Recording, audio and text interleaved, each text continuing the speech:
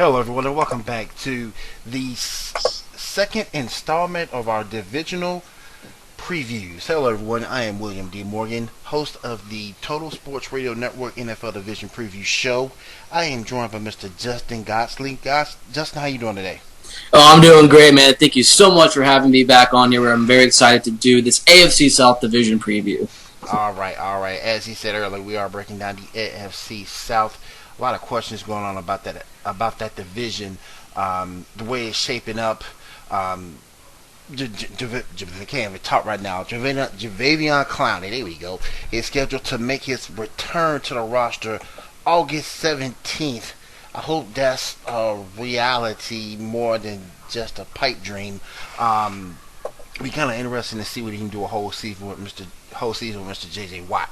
What do you think about Houston Texans' chances with him back on that roster? Well, their defensive line, when you go into the offseason, their defensive line did improve with the addition of Vince Wilfork, but Vince Wilfork is also an aging defensive lineman. Yep. But if you have Jadeveon Clowney there alongside J.J. Watt, it's probably the best defensive line in the AFC South, probably in the entire NFL. So his presence is going to be huge. So I'm excited to see if he does, or he actually plays outside linebacker too. So he can play multiple positions, but I ultimately see him as a lineman throughout his time at South Carolina. So his presence on defense is going to be huge this year. Honestly, he has not lived up to his first round potential, and this has got to be the year where he has to stay healthy 100% of the way. Yes, it is. Now, I'll bring up the Texans first for a few reasons. I know one of your favorite players is on that roster, Mr. Jalen Strong. How do you see him fitting in, knowing that the Texans have issues at quarterback? You know what? The quarterback situation is the biggest key. I'm a guy who loves. I'm a guy that kind of likes pro-style quarterbacks. Brian Hoyer is not that. He's a dual-threat quarterback. Ryan Mallett is that guy. But they also have a guy named Tom Savage present there. Tom Savage has been that development guy. A lot of people ended up thinking that he's going to end up being dropped from the team. But Bill O'Brien is a quarterback genius. He's developed a lot of great quarterbacks. Look at last year. Even though without a Ryan Mallett there in present, he still won 9 games with Ryan Fitzpatrick at the helm.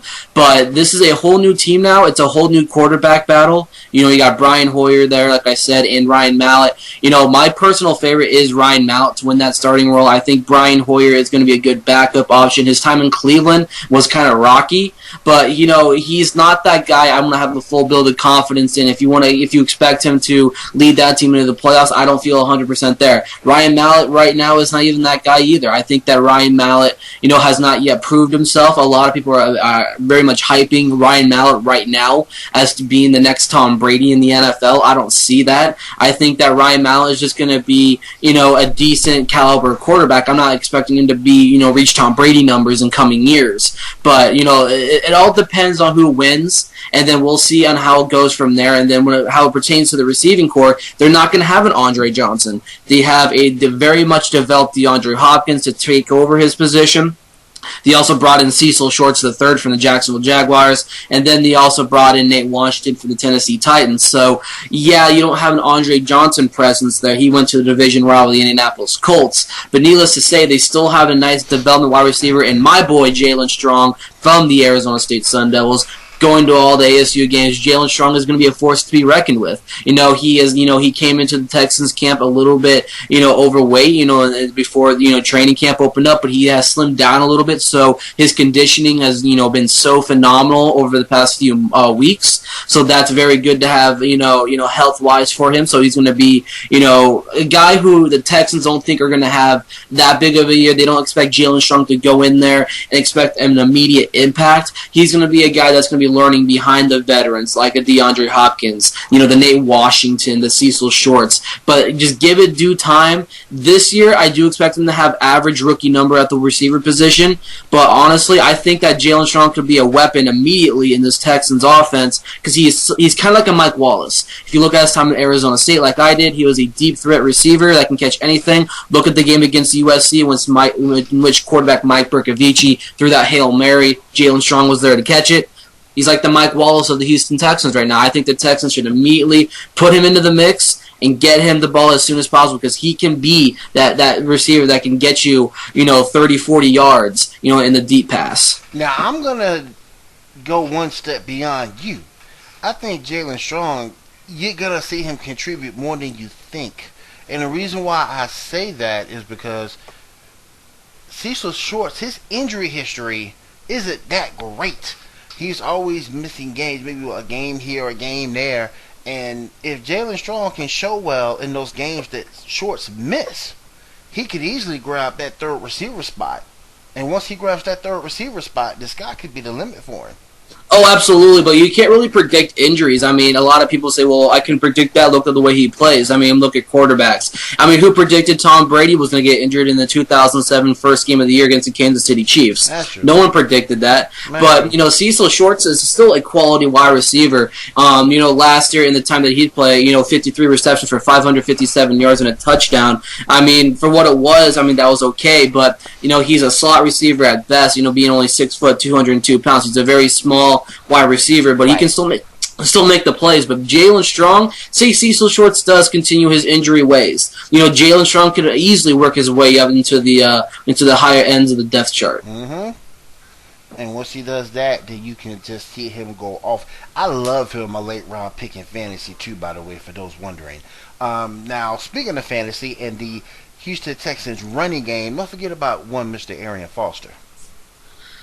Arian Foster, I love Arian Foster, don't get me wrong, but you know what, there's going to be some interesting competition there. I think the Houston Texans do have a nice, pair of running backs on that roster. I do like the addition of Chris Polk. Chris Polk was coming over from the Philadelphia Eagles. They let him go after the addition of Ryan Matthews and DeMarco Murray, but they also have Alfred Blue and company. But Arian Foster is going to be at the helm yet again, coming off a very, very solid year where he had 260 carries for 1,246 yards and 8 touchdowns. But he's aging, going into what? He's going to be 29 on August 24th. Mm-hmm. So, but he's still performing at a high caliber level. The year prior, it was just not a great year for him. But last year, he really, redeveloped himself and is still, at that age of 29, where most running backs around this time are, rushing for 900 yards, 800 yards. But he's still reaching that high level of over 1,000 yards rushing a year. If he can continue that, I'm very excited. But the Jaguars, like I said, they did bring in Chris Polk, a guy who I think is very, very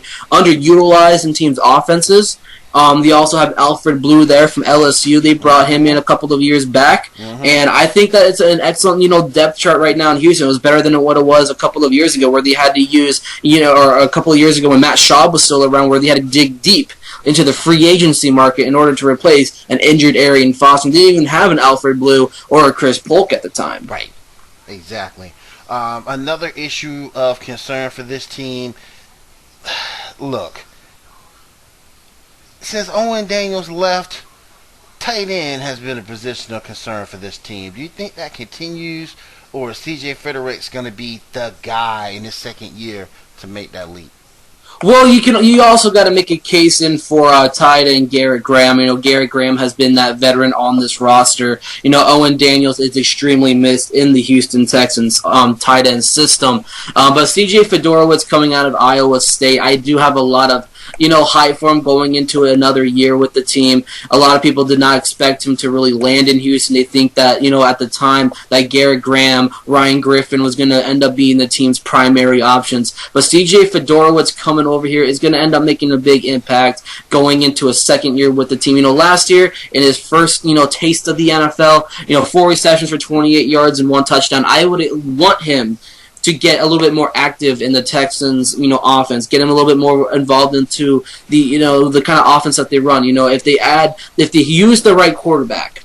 My favorite quarterback right now to start is Ryan Mallett. I think pocket quarterbacks make the right moves, as dual threat quarterbacks like to throw the ball wherever they can just to get rid of it, and they make a lot of mental mistakes. pocket quarterbacks and throw it out of the way. And that's why I think Ryan Mallett can really spread the offense, spread the field. You do have good targets on him. And when it comes to the tight end game, Garrett Graham and C.J. Fedorowicz are two tight ends that you cannot pass up. Fedorowicz was one of the best tight ends at Iowa. I said yes. Iowa State before, but it was at Iowa. Yes. But, needless to say, I want C.J. Fedorowicz a little bit more involved in that offense in 2015. I know that Fedorowicz has been getting some high praise inside the Texans circle, so we'll see.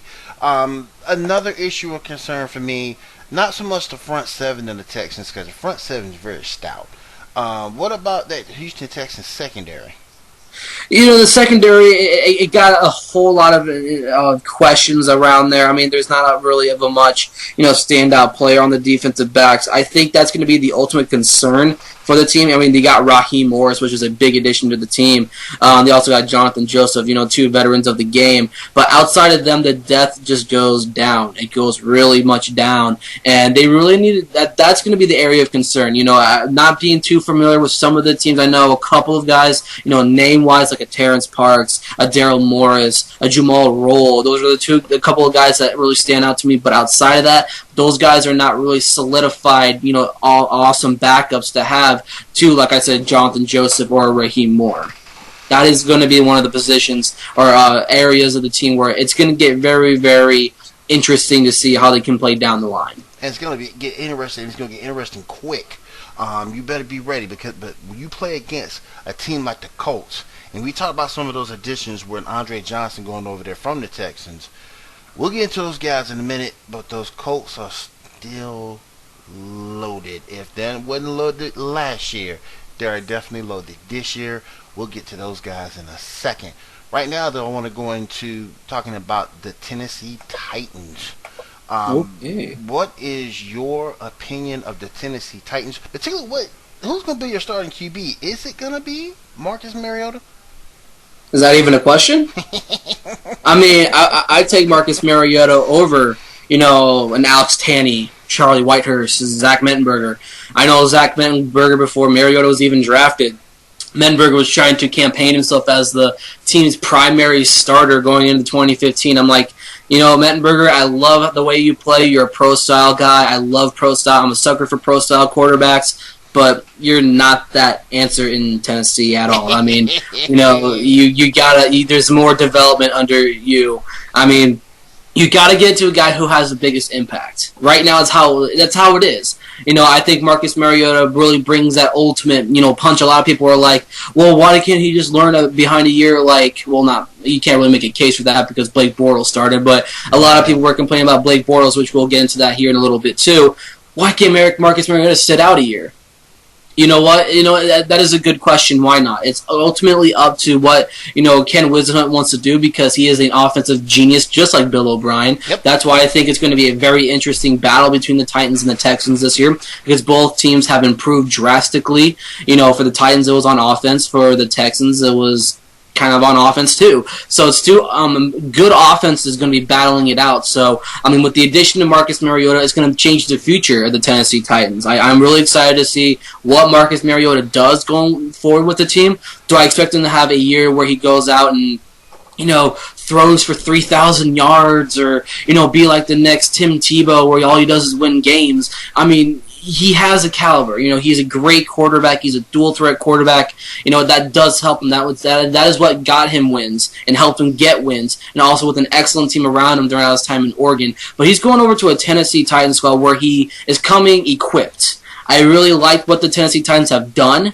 They really revamped their tight end position. They also had Delaney Walker there. Their wide receiver position has improved a whole lot better than it was, just a couple of years ago. They have Hakeem Nicks there. They have Kendall Wright there. Dorial Green-Beckham, who was once considered a first-round selection, fell down in the draft. He's there with Marcus Mariota. They got, Harry Douglas there from the Atlanta Falcons. Their running back game has 4 running backs that are just so good that they can use at his disposal whenever. Bishop Sankey, David Cobb, who they got out of Minnesota in the draft this year, Antonio Andrews out of Western Kentucky last year, Dexter McCluster. So this offense is loaded. It's going to be a fast-paced offense. It's going to be a whole new, it's going to be a whole new Titans team in 2015 because Ken Wisenhunt has never worked with a dual-threat quarterback his entire career. Nope. I mean, if you want to consider Matt Leinart a dual-threat quarterback, I don't see he's a better pocket quarterback.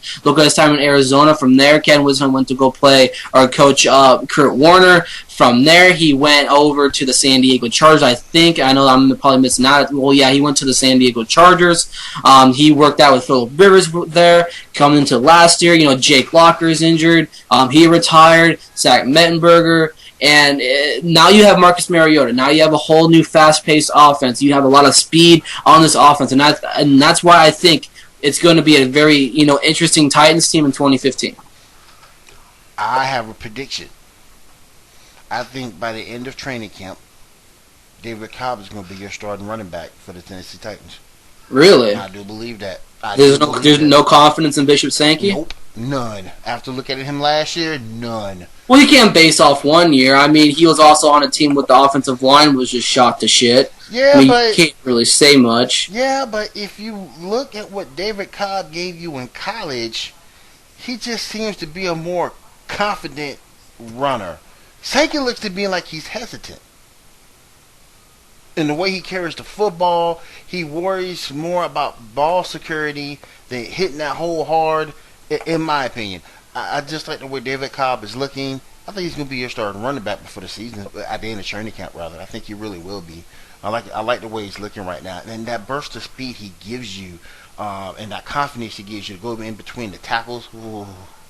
Well, Bishop Sankey could be the same thing. I mean, these guys are, identical, but 20 pounds lighter than the other. I know Bishop Sankey's 209. Mm-hmm. David Cobb is, 229. So there's a little bit more, speed-wise in the favor of Bishop Sankey. But it's going to be an open competition. I would love to see it. But my vote of confidence is in the hands of Bishop Sankey. David Cobb, he's going to give, Sankey a run for his money. But the ultimate battle between right now, I know the Tennessee Titans will go to Bishop Sankey to start the year, but who's going to end up being that number 2 guy? Is it going to be Antonio Andrews, or is it going to be David Cobb? My favor is in David Cobb. I think Antonio Andrews could be the guy that can do the kick returns or the special teams stuff. I think that's what Antonio Andrews can do because he's so fast. Look at his time in college. Look at his time in the NFL so far. The guy is fast. He's elusive. He's a very elusive. He can, he's just an excellent, great down guy to have, depth-wise on your roster. Let me ask you this: Tennessee Titans got enough on defense to contend?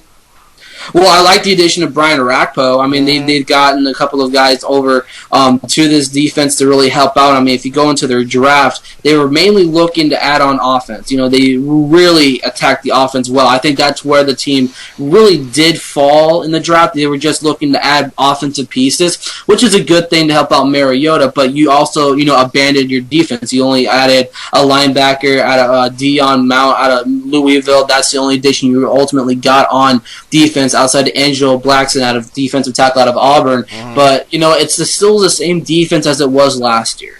That's the only problem. Their defense was demolished last year, if that's like a nice proper term to put it. But they do have Brian Arakpo who's going to carry that defense. But outside of that, I mean, I like what they have defensive backs wise.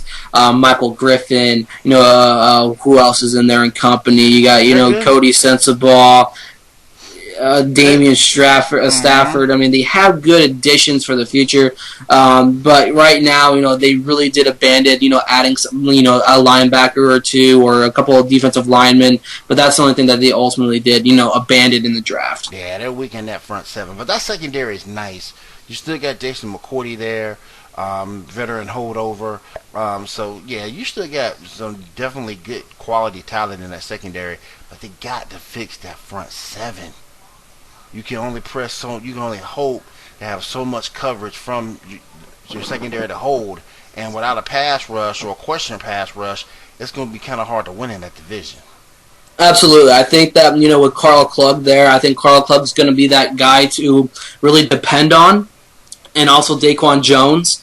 So they do have two, good, decent-sized defensive linemen on that line, but Carl Klug and Daquan Jones are the two guys that I think are going to make the biggest impact on that defensive line. Let's move on over to the Jacksonville Jaguars very, very quickly. A couple of things I want to ask you about the Jacksonville Jaguars. Blake Bortles, is this going to be his year to improve? Oh, absolutely. This Jacksonville Jaguars team I have been speaking very highly for. They gotten a lot of, or they received and drafted very, very smart. You know, they really did a great job during the draft. They added a nice running back in T.J. Yeldon. They added another guard. But they also did not abandon the defense side of the ball. But when it comes to Blake Bortles, the addition of T.J. Yeldon is going to help him out a whole lot. Because not only do you have T.J. Yeldon, you have a Denard Robinson at your disposal, a Storm Johnson. Hopefully Toby Gerhart gets it through his head that he is not a running back. He is a fullback by heart, because that is what's been killing this dude's career. He has one good game in Minnesota against I want to say it was the Green Bay Packers, where he ran for 200 yards in a game. Yep. And he goes, I'm a running back now. I'm going to end up going to the Jaguars and changing the team's franchise and helping Blake Bortles out, being his number one guy. Yeah, that worked out so well last year. So, Denard Robinson is a better running back than him, and Denard Robinson is a former quarterback in college football, for God's sakes. But Blake Bortles this year, I expect him to have a huge turnaround. Because when you look at it, look at the receivers that they have acquired in the draft in recent years. You know, you got Allen Robinson, Marquise Lee, two guys that have really, solidified themselves as the future of the Jaguars. You know, their impact on the year was good, but the only problem I do have with Blake Bortles is the fact that his turnovers is killing him last year. Yeah. Interceptions after interception was there, and it ultimately did kill him. I think the best option that they could have done is I listened to a lot of people, and I was like, okay, looking back at Blake Bortles' 2014 year, not good. That should have been the year where he actually sat behind Chad Henne and worked inside and just worked his way up. Learned from Chad Henne, a natural veteran of the league, learned under him for a while. Blake Bortles should not be a guy that came in and just completely throw away his rookie year. That is not going to suit well with a lot of people. But the Jaguars did turn their heads around. They did improve their defense to really help them out. They're not going to have Dante Fowler Jr. because he tore his ACL, I think it was, or completely blew his knee out, and that's going to kill that team a whole lot on the defensive line. But needless to say, they still improved a lot on the defensive line. They still have guys there that can really hold it down until next year. Hopefully that we do see a nice turnaround in the Jaguars organization. But ultimately, the biggest story is going to be how well does Blake Bortles do. I do have a build of trust on the linebacking core, on the defensive backs core to get the job done, but it all relies on how Blake Bortles comes into the season and approaches the season. The Jaguars did supply him with a couple of good receivers. Yes, they did get Rashad Green in the draft. Yes, sir, my boy, Rashad Green.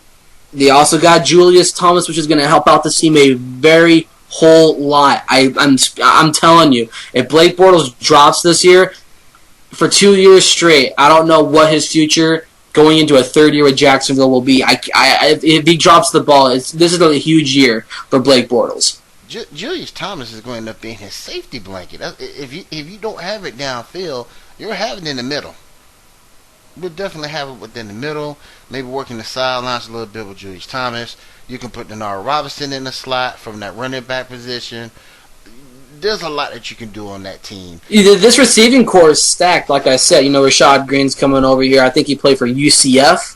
Marquise Lee, Allen Robinson, those are two other guys. You're going to see the Jacksonville Jaguars spread the offense this year. Their off season was just so good. It was so well planned out that they brought in Julius Thomas. They really needed a top-notch tight end to come into this league. Mercedes Lewis is having a career step back right now, but they don't have anybody outside Mercedes Lewis to really carry the workload. So Julius Thomas, Mercedes Lewis, splitting the snaps there. Most of it's going to be going to Julius Thomas. If I have Mercedes Lewis and Julius Thomas on my team, I'm set to go. You have, 5-6 good wide receivers to your disposal going into 2015. I would expect Blake Bortles to have no less than 22 touchdowns passing this coming year. You can do a lot of things with those two tight ends being 6'6" and 6'5", respectively.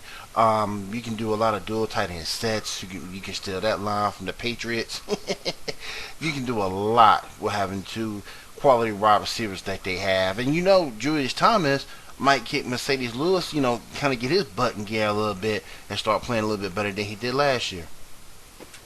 Yeah, I mean, Mercedes Lewis, like I said before, he's having a career, step back, He's not what he was, 6 years ago. Mm-hmm. He needs to step it up, and plus he's an aging tight end. The only guy who can continue to age and still have productive years is Antonio Gates from my awesome San Diego Chargers team.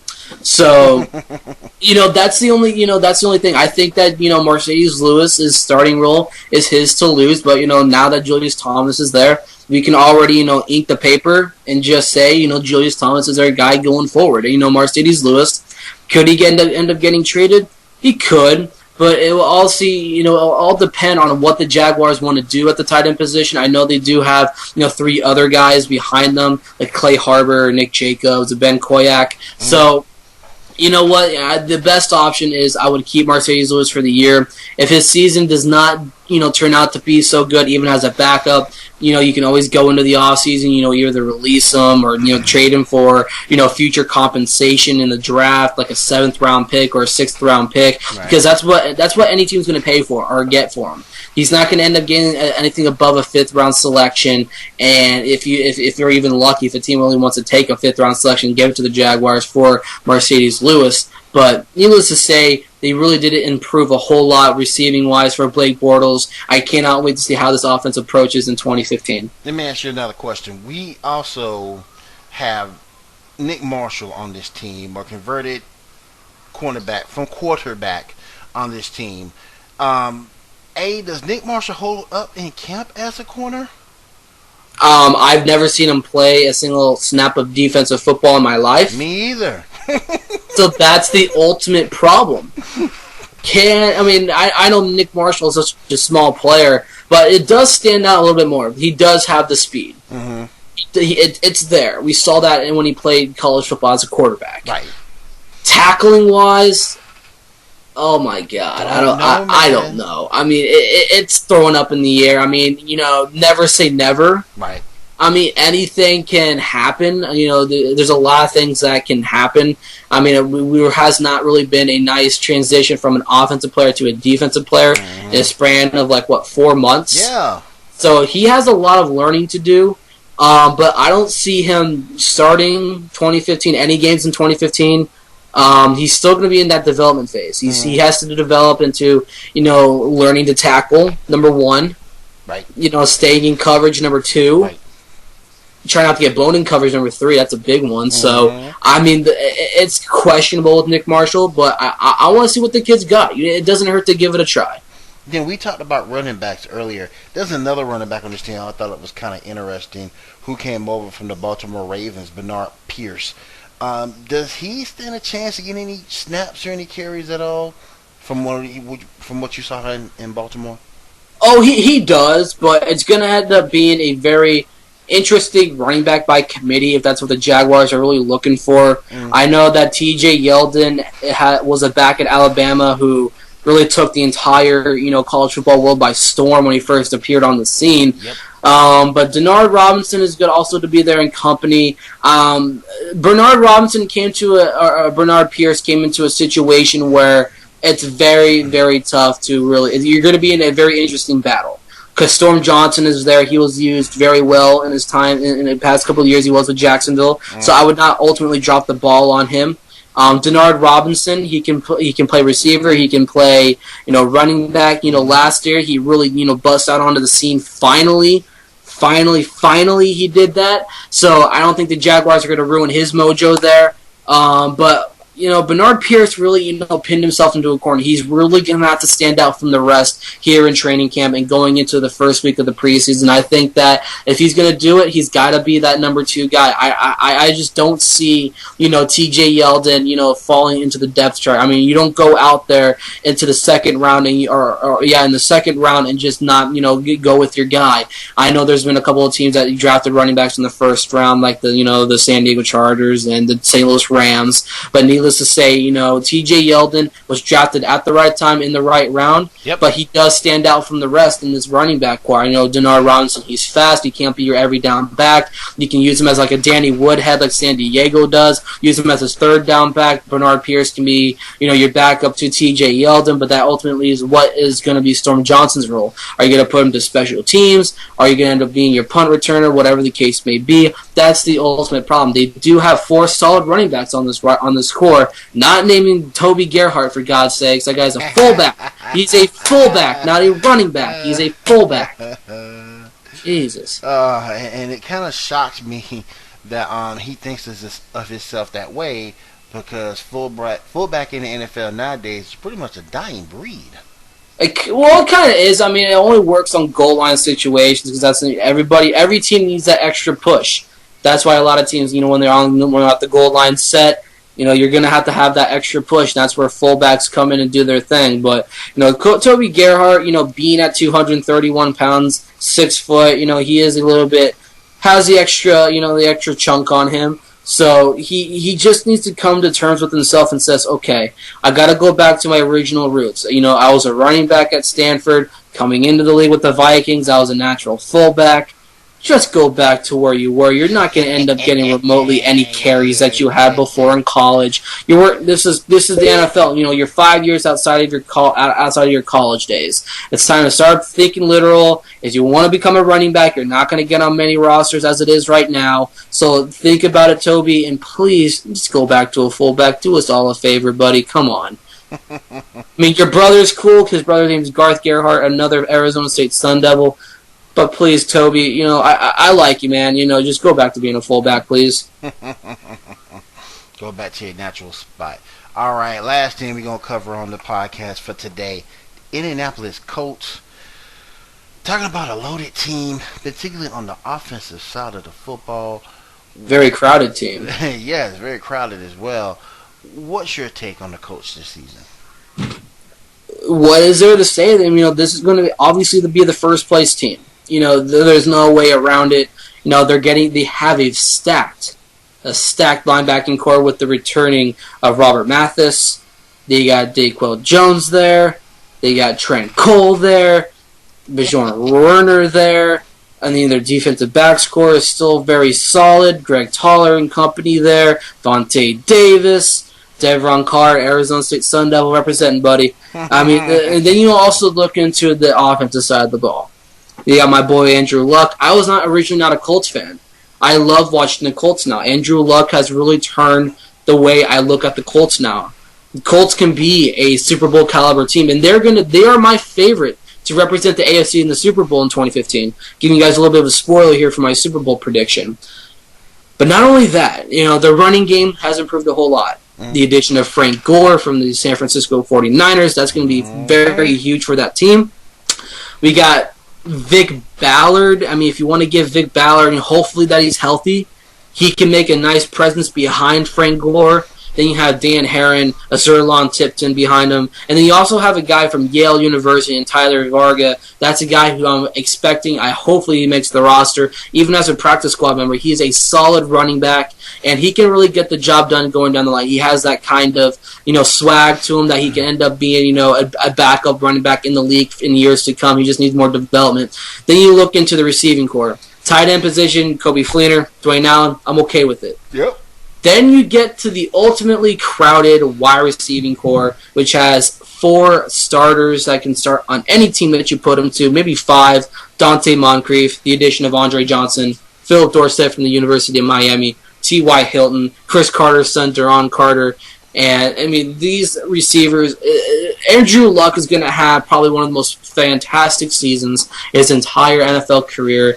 I'm not saying he's going to have a Peyton Manning number just a couple of years ago, but you know what? He has awesome receivers. This team has worked so well at building on both sides of the ball. If this team does not make the Super Bowl in 2015, I think that is going to be an ultimate letdown, year for the Indianapolis Colts. They have to be a Super Bowl team this year. With what they have on both sides of the ball and how consistent they have at a quarterback with Andrew Luck, and the type of offense they have, they're going to end up scoring big numbers. I think it's going to be one of the highest scoring offenses in the entire league. They have the defense, the offensive line to really help them out.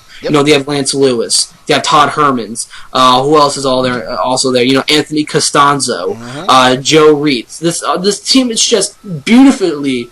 It's like the Mona Lisa of the AFC South. It's like the Mona Lisa of the NFL. Right now this Colts team has got to think Super Bowl or bust is coming this year. I think this is probably the best team, all around in the NFL today. Let me ask you a question, and I know it's kind of like my job to play devil's advocate, but in the Indianapolis Colts case, can attitude beat talent?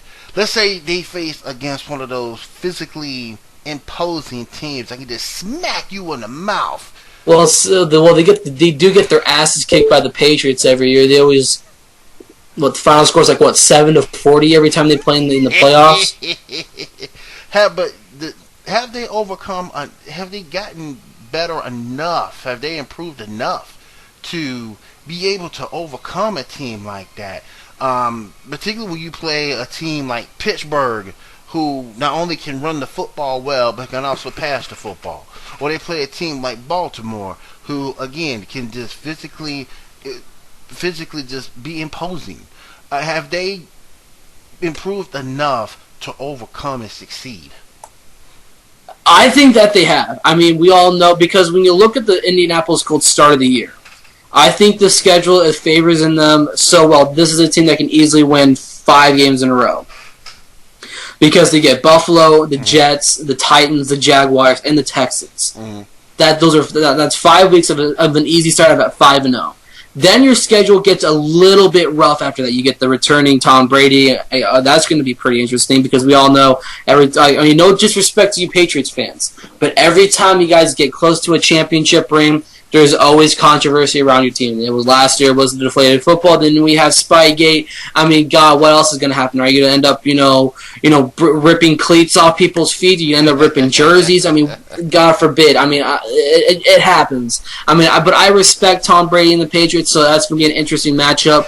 But the Colts do have a team that can lead them all the way. You mentioned the Pittsburgh Steelers. You mentioned the Baltimore Ravens. The Steelers' defense is still old. Mm-hmm. It's still an old team. They still working with a lot of aging veterans. They have James Harrison there. When you also look at the Baltimore Ravens, I mean, the defense has taken its toll a little bit. Charles Suggs is there. He's still a force in the NFL. The offense has taken a step back a little bit. Joe Flacco, I like Joe Flacco a little bit. But, the Ravens are a beatable team. But this Colts team has never looked so good. I think the Colts do have all the right pieces to go out there and win them a championship. It all depends on who they play. If you see the Patriots versus the Colts in the playoffs, you don't hands down go with the Patriots. There's just no chance, because the Colts have had 2 years to try to get close to against the Patriots in both of the games, and they both got burned out by 45 points in both games. Yeah. It's that's the only problem. I don't know if it's just like a lack of consistency into the playoffs. I mean, they had that excellent game against the Kansas City Chiefs just a couple of years ago, and they can win those games. But when it comes against the Patriots, and you're always looking for a build of confidence in Andrew Luck to lead that team into that game, because my ultimate Super Bowl dream match, and I'm still holding it to today, my Super Bowl prediction is Indianapolis and Green Bay. Wow. That will be the greatest Super Bowl in history, because you have 2 quarterbacks that can match each other. Andrew Luck plays just like Aaron Rodgers. And that's why I think it's going to end up being the future best versus the current best in a Super Bowl matchup. But it just happens to be, this has got to be the Colts year to go out there and do it. Andrew Luck has the best team around him. You have Frank Gore and company there, who, he's an aging running back, but he still gets the job done. You have Andre Johnson there, who's going to end up being, he's just like Frank Gore. He's aging, but he still gets the job done. Right. You have Fleener, Dwayne Allen, and you look at that defense, like I just said. This is the year the Colts get it done. And like I said, if they don't get it done this year, it has to have that mentality of being Super Bowl or bust this year for this team, because the schedule is in your favor. Maybe after that 5-0 start, then you can run into some trouble, probably drop in 2 or 3 games, because I know the Saints are an easy win. The Carolina Panthers can potentially end up being an easy win, but I love the quarterback battle between Cam Newton and Andrew Luck. That's going to be an excellent November 2nd matchup on a Sunday Night Football or Monday Night Football. So I'm expecting a lot from the Colts in 2015. This has got to be their year. Wow. Now, we got 3 minutes here. Let's expand on that for a quick second. Colts and Packers. So, Colts get over the Patriots. That means the Packers get over Seattle. Or Dallas, maybe. Yeah, I mean, look at last year. I mean, Aaron Rodgers is one of the most gutsiest performers that I saw last year in that NFC Championship game. You know what? If that final play did not come about and Aaron Rodgers had the ball in his hand, it could have been vice versa. It could have been the Patriots versus the Packers in the Super Bowl. So I'm expecting a whole lot from the Indianapolis Colts to go into this year with everything around them. All the right moves have been made. The defense has just been built perfectly. I want to see Colts in Green Bay. Green Bay is going to have a tough road, just like Indianapolis. Indianapolis has got to pull off the unthinkable, or hopefully that, the Patriots get eliminated, or probably even if the Patriots do make the playoffs. We just don't know. We can't, make early predictions. We just have to wait and see how the team develops down the stretch of the year. Wow. But it's going to be an interesting year. And I want to see Indianapolis, explode onto the scene. This has got to be their year. Andrew Luck has probably had the best team in the NFL in front of him right now. Use that offense to your disposal. Let the defense do their work, because that's how it's going to be in Indianapolis. Andrew Luck leading the pack. As for the Packers, we'll get to them here. We've already covered them before. Packers, this is a huge year. They got a lot of good additions. Their linebacking core has some questions, but that can still hold up with Peppers and Clay Matthews there. But outside of that, it's going to be a hell of a year for the Indianapolis Colts. If they can even walk away with 13, 14 wins, I have my great build confidence that they're going to go to the Super Bowl. Wow. You know what? From an offensive standpoint, we the fans win. Absolutely. We win. Oh my goodness. You talking about high scoring. Oh, that would be awesome. That would be awesome. Alright, guys. Real quick, Justin, I want to get final thought. I know you're a wrestling fan. Any thoughts you have about Roddy Piper passing away? I was just, heart crushed. This has been a very emotional, summertime for us wrestling fans. The passing of Dusty Rhodes, that really hit hard on me. Roddy Piper now gone. I mean, what's happening? All of our beloved legends is leaving us, but they are going to a good place now. They're going to be looking down on us always. Roddy Piper, we miss you. I cannot wait to see Raw for a nice tribute show to him. Rest in peace, Roddy Piper. You are the man, always and forever, man. One, if not the best talker in the business. So yes, Roddy Piper, you will be missed. If there is nothing else, Justin, you want to go ahead and let everybody know what your Twitter handle is? I do have a changed Twitter handle. It's at Justin David Kish. I am in the process of changing my middle and my last name. But I'm still going to be here for you guys. You guys can still call me Justin Godsey. That's totally fine with me. But I am in the process of changing my name. But, you guys can follow me on Twitter at Justin David Kish, Kish. So make sure you guys go and follow me there on Twitter. And I'll catch you guys soon. Alright, mine is at WillieMork7, so feel free to hit me up on Twitter. I will get back to your response as soon as possible. Next division we cover will be what, my friend? I think we should stick it to the AFC and go to the AFC West. I think that's going to be the best thing that we should do. The AFC West is host of my team, the greatest team to ever grace the National Football League, the San Diego Chargers, baby. Ah, man. There you have it. AFC West preview will be next up on the slate. We'll probably get that out to you within the next couple of days. If there is nothing else, Justin, thank you for joining me today. I do appreciate it. Absolutely, man. Total Sports Radio is going down a perfect path. We have a website coming out. We have our Twitters out for you guys. We have a Facebook page out for you guys. We are going to be hitting social media hard. You guys can check all of our YouTube excerpts. You're going to see some of my personal videos I've done for the 2015 MLB trade deadline onto the site. You're going to see some articles from me. You're going to see some good interviews I've conducted in the past. Got a couple of scheduled interviews going forward here onto the website. You guys are going to see this video on the website and on the YouTube channel. So if you're watching it on either or, thank you so much for checking out the site, guys. I do appreciate it. And we will see you guys in a few days. Take care, everyone.